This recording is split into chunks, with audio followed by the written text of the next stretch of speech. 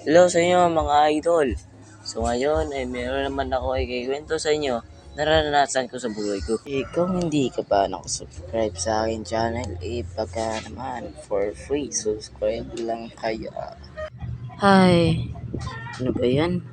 Wala tayong palilingawan dito. Pre, ano akong sasabihin sa'yo? Ano?